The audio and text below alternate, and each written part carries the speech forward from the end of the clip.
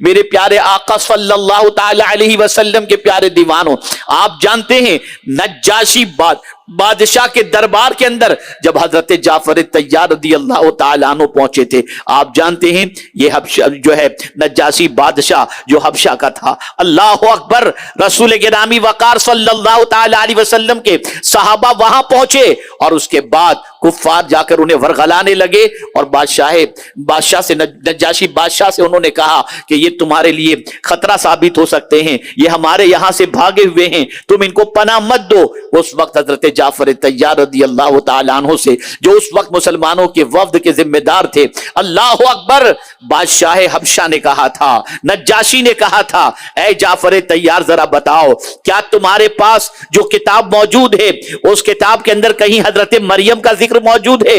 اتنا سننا تھا، اللہ اکبر، حضرت جعفر طیار نے اسی موقع پر سورہ مریم کی تلاوت شروع کر دی اور بتایا ایک آیت نہیں بلکہ ایک پوری سورت حضرت مریم کے نام سے موجود ہے۔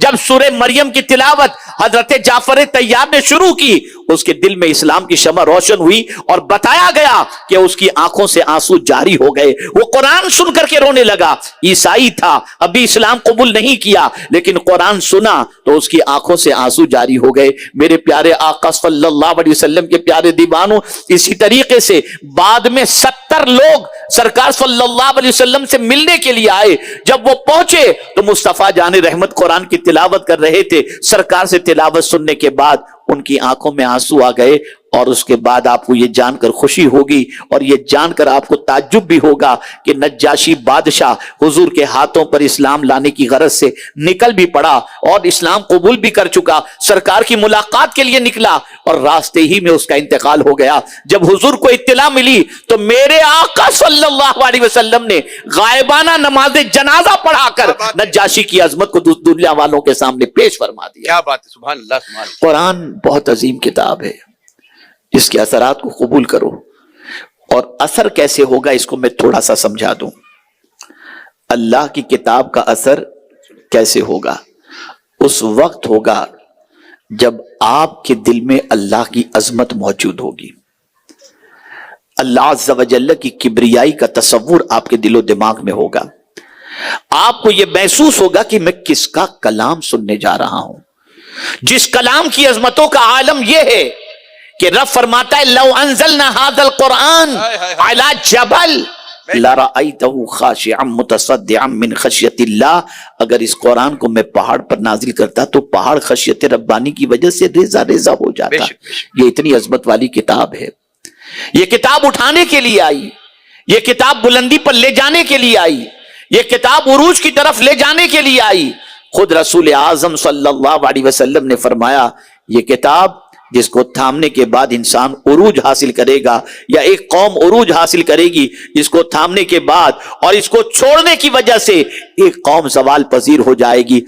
آج اتنے بڑے مجمع کے اندر میں اگر پوچھوں کتنوں کو قرآن پڑھنے آتا ہے، نہیں بتا سکیں گے، کتنے تعجب کی بات ہے۔ اور پھر ایسے مست ہیں اپنی زندگی میں جیسے کوئی قرآن کی اہمیت ان کی زندگی میں ہے ہی نہیں، بس نہیں آتا کوئی بات نہیں، انگلش آنی چاہیے، کمپیوٹر چلانے آنا چاہیے، یہ سب چیزیں آنی چاہیے، قرآن آئے یا نہ آئے اس کی ہمیں کوئی فکر نہیں۔ صحیح بات ہے، کتنے تعجب کی بات ہے، اللہ کی کتاب سے ہمارا تعلق کتنا کمزور ہو گیا۔ آئیے صرف میں ایک یا دو واقعات آپ کی سماعتوں کے حوالے کر کے میں اپنی گفتگو کو سمیٹنے کی کوشش کروں گا، اور میں چاہوں گا کہ دیکھیے قرآن نے کس طریقے سے لوگوں کی زندگی میں انقلاب پیدا کیا۔ اب دیکھیے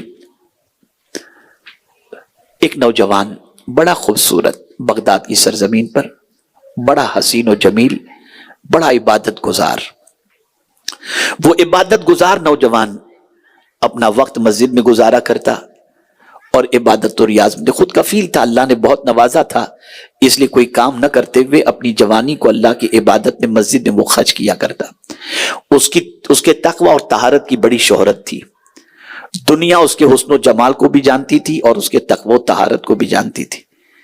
ایک مرتبہ اتفاق سے ایسا ہوا، وہ اپنے گھر سے نکلا مسجد میں نماز کے لیے، جب مسجد کی طرف بڑھ رہا تھا ایک بڑی حسینہ اور جمیلہ خوبصورت خاتون، اس کی نظر اس نوجوان پر پڑی، پڑتے ہی اس کے دل کے اندر ایک عجیب کیفیت پیدا ہوئی، اس نوجوان کی محبت کا چراغ اس کے سینے میں جل گیا۔ اب وہ چین سے جی نہیں پا رہی تھی۔ نماز پڑھ کر کے نوجوان نکلا تو وہ راستے میں کھڑی ہو گئی اور کہا نوجوان میں تجھ سے کچھ بات کرنا چاہتی ہوں۔ نوجوان نے کہا یہ تہمت کی جگہ ہے، کوئی مجھے دیکھے گا تو پتہ نہیں میرے بارے میں کیا بدگمانی کرے، میں یہاں بات نہیں کر سکتا۔ نوجوان سے کہتی میری کچھ تو بات سن لے۔ نوجوان نے کہا نہیں میں کچھ نہیں سن سکتا۔ نوجوان چلا گیا۔ اور اس کے بعد پھر ایک بار نماز کے لیے جب نکلا، وہی خاتون کھڑی تھی اور کہتی ایک بار میری بات سن لے، میں اپنے دل سے مجبور ہوں، جب سے تجھے دیکھی ہوں تیری محبت کا چراغ میرے سینے میں روشن ہو گیا ہے اور میرا پورا وجود تیری محبت کے اندر تڑپ رہا ہے، خدا کے لیے میری بات تو سن لے۔ اللہ اکبر۔ اس نے ایک نہ سنی، وہ چلتا رہا اور بات اس کے بعد ختم ہو گئی۔ پھر نماز پڑھ کر کے جب واپس گھر کی طرف لوٹا، وہ خاتون پھر اس کا پیچھا کرتے ہوئے پہنچی، وہ جلدی سے گھر کے اندر گھس گیا۔ توجہ چاہوں گا میری بہنیں بھی سنیں اور آپ حضرات بھی سنیں۔ وہ اپنے گھر کے اندر داخل ہو گیا اور داخل ہونے کے بعد اس نے ایک پرچہ لکھا، کچھ باتیں اس میں لکھی۔ اب سنیے کیا باتیں اس نے لکھی۔ پہلی چیز اس نے لکھی کہ اللہ تعالیٰ پہلی بار، غور سے سنیے گا، پہلی بار اگر کوئی گناہ کرتا ہے تو اللہ تعالیٰ اس کو درگزر کر دیتا ہے، جب دوسری مرتبہ گناہ کرتا ہے تو اللہ پردہ پوشی فرماتا ہے، اور پھر بھی وہ گناہ سے باز نہیں آتا اور گناہ کو اوڑھنا بچھونا بنا لیتا ہے تو پھر اللہ اس سے ناراض ہو جاتا ہے۔ اور اللہ کی ناراضگی کا حال یہ ہے کہ اگر زمین آسمان پہاڑ بلکہ اللہ کی ساری مخلوق پر اللہ کی ناراضگی کو ڈال دیا جائے تو کسی میں طاقت نہیں ہے کہ اللہ کی ناراضگی کو برداشت کر سکے۔ اے خاتون مجھے یہ بتا، یہ سب خط میں لکھا اس نے، اے خاتون ذرا مجھے یہ بتا کیا اللہ کی ناراضگی کی برداشت کرنے کی طاقت ہم میں ہے؟ اب تو کہے گی کہ میں اپنے دل کے ہاتھوں سے مجبور ہوں، تو میں تجھے علاج بتا دیتا ہوں۔ تیری اس محبت کا علاج، عشق میں تڑپنے کا علاج اس طبیب کے پاس ہے جسے اللہ کہتے ہیں۔ میں تجھے اس کے ذریعے علاج بتا دوں۔ اور پھر اس نے لکھا کہ اللہ عز و جل قرآن مقدس میں ارشاد فرماتا ہے یعلم خائنۃ الاعین وما تخفی الصدور، اللہ تعالیٰ آنکھوں کی خیانت اور دل کے بھید کو جانتا ہے۔ اور پھر یہ پرچہ اس نے اس خاتون کو دیکھا کہ باہر نکلا، خاتون موجود تھی، خاتون کی طرف دیا اور سیدھا نکل گیا۔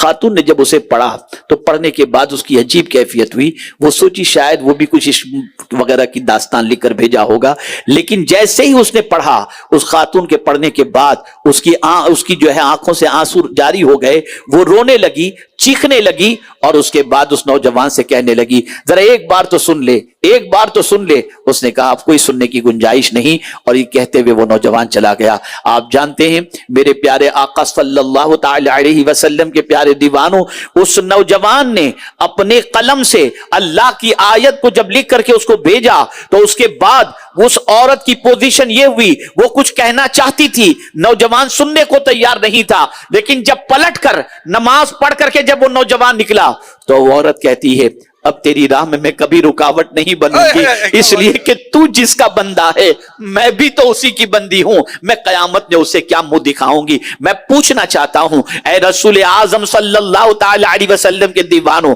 آج ہماری قوم کے نوجوان بچے اور بچیاں آوارگی کے دہلیز پر قدم رکھ چکے ہیں، اس لیے یہ آوارگی بڑھ رہی ہے کہ اللہ کی کتاب، اللہ کی عظمت کے بارے میں کچھ نہیں جانتے، نہ ہمارے گھروں میں تلاوت ہوتی ہے، نہ ہمارے گھروں میں ترجمہ پڑھا جاتا ہے، نہ ہمارے گھروں میں ترجمہ سنا جاتا ہے، نہ ہمارا تعلق اللہ کی کتاب سے ہے۔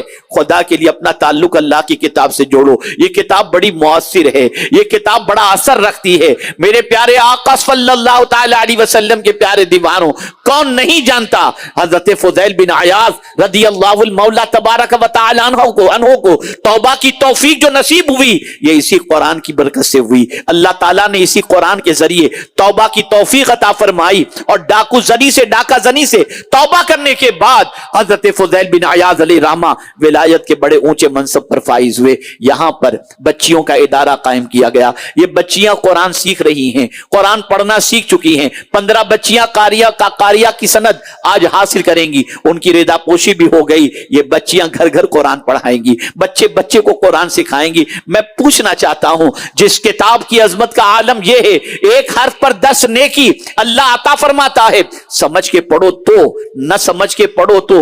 अगर कोई कहे न समझ के पढ़ने से कोई नेकी नहीं, तो मैं अर्ज करूंगा, जरा मुझे बताओ, क्या अल्लाह के रसूल सल्लल्लाहु अलैहि वसल्लम का यह इरशाद अपनी जगह हक नहीं है? अलिफ लाम मीम लैस बिहरफिन बल अलिफुन हरफुन व लामुन हरफुन व मीमुन हरफुन। अलिफ लाम मीम एक हर्फ नहीं, बल्कि अलिफ एक हर्फ है, लाम एक हर्फ है, मीम एक हर्फ है। और अगर कोई अलिफ लाम मीम पढ़ता है, अल्लाह उसे 30 नेकियां अता फरमाता है। आखिर इसी का जिक्र हुजूर ने क्यों फरमाया? वजह सबसे बड़ी यह है कि तुम इसको समझने की ताकत नहीं रखते। ये हुरूफ मुक़त्तआत में से है। अल्लाह अकबर, यहां से ये बात समझ में आई, समझ के पढ़ो तो भी सवाब, न समझ के पढ़ो तो भी सवाब। लेकिन कुरान से अपना रिश्ता मजबूत कर लो, कुरान से ताल्लुक मजबूत कर लो, समझ करके पढ़ो, तर्जमे को पढ़ो। आज खुद मुझे मेरे एक साथी ने कमोबेश 3 से 4 मुफस्सिर कुरान की तफसीरें मेरे पास उन्होंने भेजी कि ये मुफस्सिरीन हैं, इनकी तफसीरें हैं, इन्हें सुने और इन्हें देखे। अल्लाह अकबर, मेरे प्यारे आका सल्लल्लाहु तआला अलैहि वसल्लम के प्यारे दीवानों, अल्लाह की किताब से रिश्ते को मजबूत करो, अल्लाह की किताब को समझो, अल्लाह की किताब को समझ करके पढ़ो। अगर तुमने ये नहीं किया, तुम्हें जिंदगी की कामयाबी के रास्ते तुम्हें नजर नहीं आएंगे, भटकते रहोगे, तबाह होते रहोगे, पैरों तले कुचले जाते रहोगे, बेइज्जत और बेवकार जिंदगी गुजारते रहोगे। आप कभी कभी ये सोचते होंगे, यार ये मदरसा कायम करके क्या फायदा, ये जामिया आयशा सिद्दीका कायम करके क्या फायदा, ये दारुल उलूम और मकातिब कायम करके क्या फायदा। खुदा की कसम मैं आपको यकीन के साथ कह सकता हूं कि यही वो इदारे हैं जहां इंसान तैयार होते हैं, यही वो इदारे हैं जहां से इंसानों की रहनुमाई के अफराद तैयार होते हैं, और यही वो इदारे हैं जहां से पढ़कर निकलने वाली बच्चियां अपनी गोद के अंदर बच्चों को कुरान सुना करके लोरियां देती हुई नजर आएंगी। मेरे प्यारे आका सल्लल्लाहु तआला अलैहि वसल्लम के प्यारे दीवानों, जरूरत इस अम्र की है, कुरान से अपने ताल्लुक को मजबूत करो, कुरान से अपने ताल्लुक को उस्तवार करो। एक आयत में आपके सामने कुरान मुकद्दस की पेश करूं, जिसको आज मैंने मुताला किया, और जब मैं उसको पढ़ा हूं तो इब्तिदाई को पढ़ करके मेरे जिस्म के अंदर एक गुदगुदी सी पैदा हुई, एक अजीब कैफियत पैदा हुई। और ये आयत मुबारका दर हकीकत कुरान के असरात से मुतल्लिक है। अल्लाह अकबर, किस अंदाज से अल्लाह ने फरमाया, वबशिरिल मुखबितीन, खुशखबरी हो मेरे महबूब, खुशखबरी सुना दो। किनको खुशखबरी सुना दो? तवाज़ु करने वालों को, आजिज़ी करने वालों को, इनकिसारी करने वालों को। ये इनकिसारी करने वाले कौन लोग हैं? अल्लज़ीना इज़ा ज़ुकिरल्लाह वजिलत क़ुलूबुहुम, कि जब उनके सामने अल्लाह की किताब पढ़ी जाती है तो उनका दिल कांपने लगता है, उनका दिल लरजने लगता है। मैं आपसे एक सवाल पूछता हूं, आपका मकान है, अगर नोटिस आ गई ये मकानी लीगल है, कल तोड़ेंगे, तो दिल कांपने लगेगा, दिल हिलने लगेगा, कैफियत दो चार हो जाएगी, रात की नींद उड़ जाएगी, दिन का चैन खत्म हो जाएगा। इनकम टैक्स से नोटिस आ गई तो रात की नींद, जैसे ही पढ़ा खाना छोड़ गया। बीवी पूछे कि क्या टेंशन हो गया, आप भी तो अच्छे मूड में थे, लेकिन अभी आपकी तबीयत कैसी कैसे हो गई? तुझे नहीं मालूम इनकम टैक्स का नोटिस आ गया है, तुझे नहीं मालूम बल्दिया की तरफ से बिल्डिंग तोड़ने की बात आ गई है। मैं पूछना चाहता हूं, इनकम टैक्स ऑफिसर के खत को पढ़ने के बाद तुम्हारे कल्ब पर यह कैफियत पैदा होती है, और इसी तरह से नोटिस बल्दिया की तरफ से आ जाए तो तुम लरजने लगते हो। कभी खुदा का फरमान सुनकर भी तुम्हारे अंदर कपकपी तारी हुई है?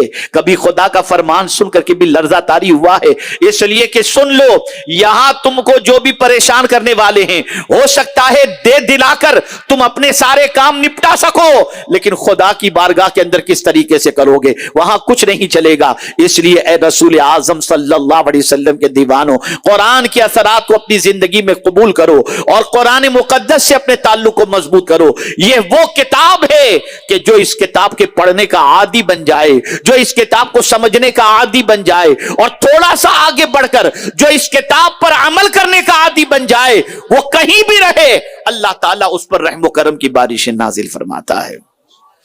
तो मेरे प्यारे आका सल्लल्लाहु ताला अलैहि वसल्लम के प्यारे दीवानों, मेरा पैगाम यही है, कुरान पढ़ो, कुरान समझो और कुरान पर अमल करो।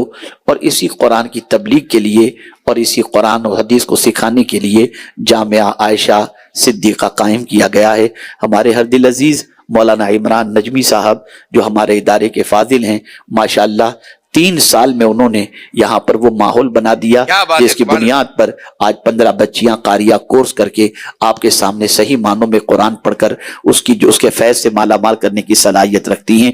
अल्लाह ताला इस इदारे को दिन दूनी रात चौगुनी तरक्की अता फरमाए। और जिन लोगों ने इस इदारे की जमीन की खरीदने के अंदर माली ताउन किया है, वो इस बात पर यकीन रखें कि अल्लाह उसका 10 गुना दुनिया में जरूर फरमाएगा। और इसी के साथ साथ जब तक बच्चियां वहां पर कुरान सीखती रहेंगी, पढ़ती रहेंगी और कुरान पर अमल करती रहेंगी, कुरान को सिखाती रहेंगी, इंशाअल्लाह उसका सवाब आपको कयामत तक मिलता रहेगा। ए रसूल आजम सल्लल्लाहु ताला अलैहि वसल्लम के दीवानों, मैं आपको फर्क बता दूं इदारे और मस्जिद के अंदर, थोड़ा सा फर्क बता दूं। मस्जिद आपने बनाई, जब कोई वहां नमाज पढ़ेगा तब आपको सवाब मिलेगा। तवज्जो चाहूंगा, मस्जिद में नमाज पढ़ने के लिए आपको जाना पड़ेगा या लोगों को जाना पड़ेगा।